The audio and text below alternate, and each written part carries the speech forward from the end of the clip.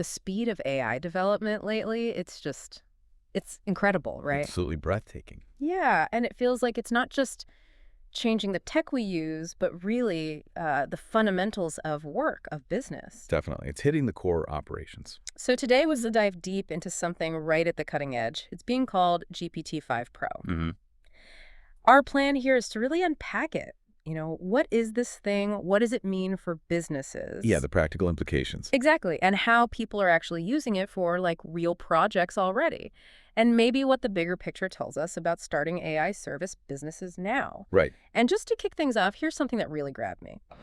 The sources are calling GPT-5 Pro the most powerful version, and get this, it Right. apparently scored a 148 on a Mensa IQ test. Wow. Okay, 148. Norway's Mensa test, yeah. Yeah. I mean, that suggests a level of ability way beyond what we've seen before. It really does. And, this isn't just a small step up. The sources emphasize that this version is particularly strong with coding, reasoning, and tackling complex business problems. Okay. That's what seems to set it apart from maybe cheaper or less powerful GPT-5 variants that might come out. So more than just language fluency, we're talking real problem solving. Exactly. And a key part of how it does this, apparently, is something called parallel test time compute. Parallel test time compute. What does that actually mean in practice? Well, the way it's described, think of it like the AI running multiple lines of reasoning simultaneously, exploring different paths to a solution all at once. Ah, okay. Like a team of thinkers working in parallel. Precisely. Instead of just thinking step by step, it explores a whole bunch of angles very quickly. This lets it get much deeper into complex issues, especially business problems. Hmm. And if you think about the bigger picture, this isn't just, neat tech. It potentially shifts the whole economic landscape. Well, you could start seeing a kind of two-tiered system emerge, right? Right. Those who have access to this level of advanced computation. And those who don't. Exactly. It could really change who creates value and how, Yep. potentially stratifying things quite a bit. It's about understanding this potential shift in opportunity. Okay, so the capability jump is huge, a different way of processing problems. But like with anything this powerful, there's usually a catch, right? Or at least a significant business angle. What did the sources say about that? Yes, absolutely. Capability like this, well, it doesn't come cheap. The sources state that right now, access to GPT-5 Pro costs $200 a month. $200. Okay, that's significant for an individual or small team. It is. And this price point immediately brings up what the creator directly calls a pay-to-win dynamic. Pay to win. That's a strong term. It is. And it suggests that it's not just about affording a tool, it's about buying a serious competitive advantage. Companies, maybe even individuals, who can pay this, They get a leg up, a big one. a potentially huge one. It can make it really tough for smaller players, startups, to compete if they can't access that same level of AI power, regardless of how innovative they are. Right. Access becomes the bottleneck, not just ideas.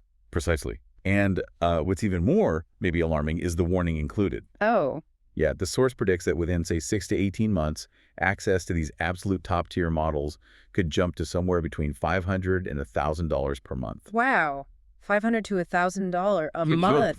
Yeah, That would create a massive divide, a chasm, really. that's the concern. A much deeper split between the AI haves and have-nots. Okay, so that's a pretty stark warning about the future costs. It feels like a potential barrier going up fast. So given that, what's the advice? What's the strategy the sources suggest? Well, they aren't just ringing alarm bells. There's a very clear, almost urgent message. Use GPT-5 Pro now. Well, it's relatively accessible. Exactly. Leverage it now, during this window of opportunity, to build profitable things quickly, before those potential price hikes, before the market gets saturated. Okay, so act fast. And to show this isn't just theory, they actually did a demo project. I did. A live demo, which is pretty bold. They set out to create a senior AI voice agent with RAG. RAG, Retrieval Augmented Generation. So an AI voice agent that can pull in external information. Yes, exactly. Yeah. And making that work well for a voice agent in real time, that's key. So how did they approach that? What was special about their setup, like with the embeddings and vector databases needed for a RAG? Well, the approach was designed to be really practical and fast, showing off what GPT-5 Pro enables.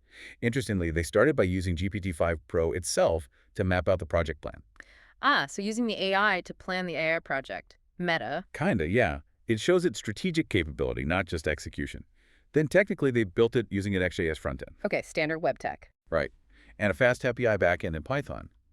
For the voice part, they didn't just do text-to-speech. They used OpenAI's WebRTC API for real-time voice-to-voice interaction. So it feels more like a natural conversation, less lag. Much more fluid, yeah. Yeah. And then for the RAG part, letting it search documents you upload, they set up a system using embeddings, basically turning text into number. Oh, vector embeddings. Yes, and storing those in a vector database for quick searching. This allowed the AI to retrieve really relevant information from specific documents, making the agent knowledgeable about that context. I see. So it could answer questions based on provided materials. Exactly. The whole point was plugging these high-performance pieces together quickly to get a functional advanced AI assistant up and running. They also really stressed that for any real client project, you absolutely need solid GitHub practices and careful project management. Okay, so putting it all together, an advanced voice assistant working in just hours. That's the claim from the sources, right? They mentioned things like $2,000 plus freelance projects being doable now. That's the potential they highlighted, yes. That speed is amazing, obviously.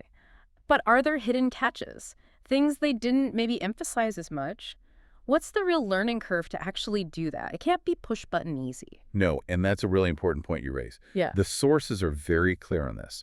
Success isn't about finding some secret hack or a magic trick. Okay. It's all about genuinely mastering these powerful AI tools. The speed, the efficiency, it comes from knowing how to apply them skillfully. So you still need the expertise. Absolutely. You need to understand AI workflows, how to prompt effectively, which is becoming a real skill in itself, and how to actually integrate these models into a working system. It's not trivial. Right. They do predict that tools like GPT-5 Pro could enable thousands of people to start successful AI service businesses, kind of democratizing access to high-value project work. But, and this is key, they strongly emphasize that the biggest benefits will go to the early adopters. Because the space will get crowded. Inevitably. As more people catch on to what's possible, it will become more competitive. So, yeah, the learning curve might be steep, but the potential reward for climbing it quickly seems pretty substantial right now. So the focus really shifts. It's not about finding shortcuts. It's about building real mastery. But does this tight window you mentioned, is it really an opportunity for everyone?